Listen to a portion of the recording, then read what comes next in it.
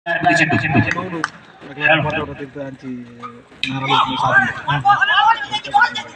ಒಂದು ಪಂದ್ಯಾಕೂಟ ಇಷ್ಟು ಅತ್ಯುತ್ತಮ ರೀತಿಯಲ್ಲಿ ಮುನ್ನಡೆಯಬೇಕಾದ್ರೆ ಒಂದೂವರೆ ತಿಂಗಳಿಂದ ಹಗಲಿರುಳು ದುಡಿದು ಈ ಪಂದ್ಯಾಕೂಟಕ್ಕೆ ಆಯೋಜಕರಾಗಿ ನಮ್ಮೊಂದಿಗೆ ಸಹಕರಿಸಿದಂತಹ ಅರಫಾತ್ ಮೇನಲ ತಮಗೂ ಈ ಎಂಪಿಎಲ್ ಪರವಾಗಿ ಆತ್ಮೀಯವಾಗಿ ತಮ್ಮನ್ನು ಗೌರವಿಸ್ತಾ ಇದ್ದೇವೆ. ಧನ್ಯವಾದಗಳು.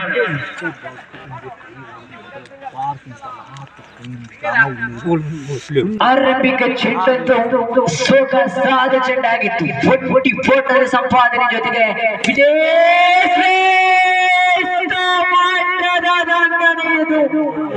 ದ್ವಿತೀಯ ಚೆಂಡಿಗೆ ಸೀಮಾರೇಖೆ ಹೊರ ಭಾಗದಲ್ಲಿ 6 ಫೋಟರ್ ಸಂಪಾದನೆ ಆಗುತ್ತಾ ಇದೆ. ಷಡ್ಕ ನಂಬರ್ 1 ದಾಖಲಾಗುತ್ತಾ ಇದೆ.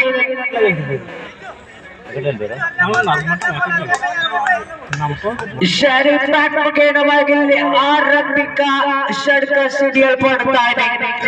ಬಹುಶಃ ಹಳೆಯ ಆಟದಲ್ಲಿ ಮರುಕಳಿಸುವಂತಹ ಸೂಚನೆಯನ್ನು ನೀಡುತ್ತಾ ಇದ್ದಾನೆ. 3ನೇ ಚೆಂಡು ಚಾಲ್ತಾರೆ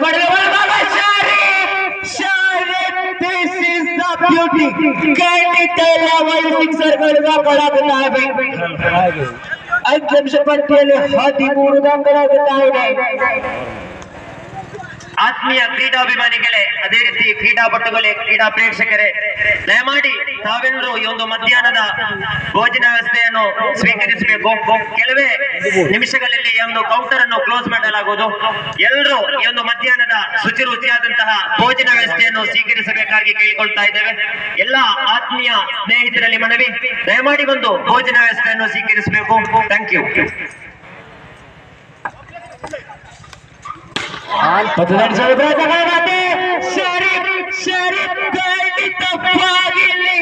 ಪಂದ್ಯಾಕೂಟದ ಮೇಲೆ ದೊಡ್ಡ ಮಟ್ಟದ ಪರಿಣಾಮವನ್ನು ಬೀರುತ್ತಾ ಇದ್ದಾರೆ.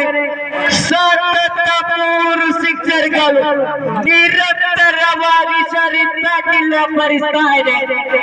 ಮೈದಾನದ ನೇರ ವಿಭಾಗದ ಸೀಮಾರೇಖೆ ಹೊರಭಾಗದಲ್ಲಿ 3 ಸಿಕ್ಸರ್ ದಾಖಲಾಗುತ್ತಾ ಇದೆ. 4 ಚೆಂಡುಗಳಲ್ಲಿ ಅಂತ ಕಾಣುತ್ತಾ ಇದೆ. ಅಂಕಿಅಂಶ ಪಟ್ಟಿಯಲ್ಲಿ ಹೆಚ್ಚುವರಿಯಾಗುತ್ತಾ 19 ದಾಖಲಾಗುತ್ತಾ ಇದೆ. ಬಹುಶಃ ಈ ಇನ್ನಿಂಗ್ಸ್ಗೆ ಮಗದನ್ನು ನಡೆಸುವ ಪ್ರಯತ್ನ ಕ್ಷೇತ್ರಪಾಲಕ ವೈಫಲ್ಯದ ಮಧ್ಯೆಯಲ್ಲಿ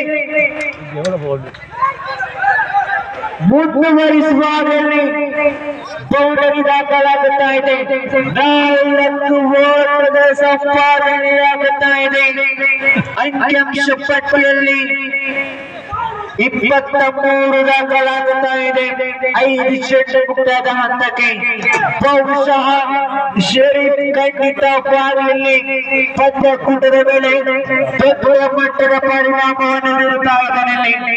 ಎಸೆಗಾರ ವಿದೇಶಿಯಲ್ಲಿ ಖಂಡಿತವಾಗಿಯೂ ಬೇರೆ ದಿಕ್ಕಿನಲ್ಲಿ ಚೆಂಡನಿಸಬೇಕಾಗುತ್ತಾ ಇದೆ.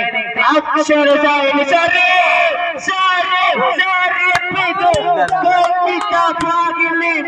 ಶರೀಫನ್ನು ತಡೆ ಹಿಡಿಯುವುದಕ್ಕೆ ಸಾಧ್ಯವಾಗುತ್ತಾ ಇಲ್ಲ.